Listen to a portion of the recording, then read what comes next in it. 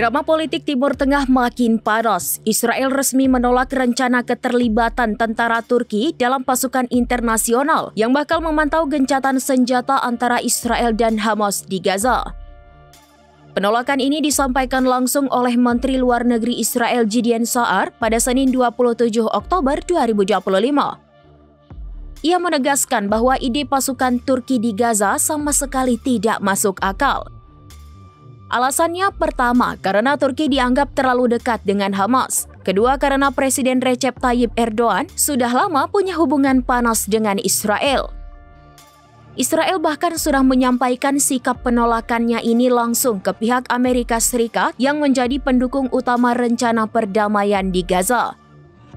Sementara itu, Presiden Erdogan memang sering mengkritik langkah-langkah Israel di Gaza.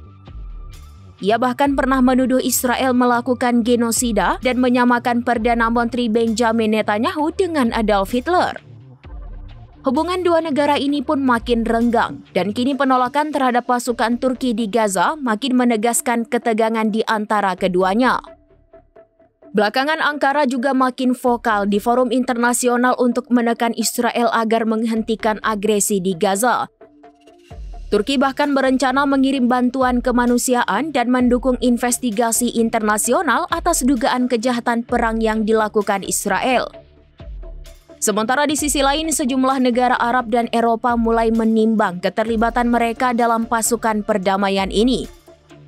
Tapi tanpa kehadiran Turki, banyak pihak menilai rencana pengawasan gencatan senjata di Gaza bisa kehilangan kekuatan simbolis dari dunia Muslim.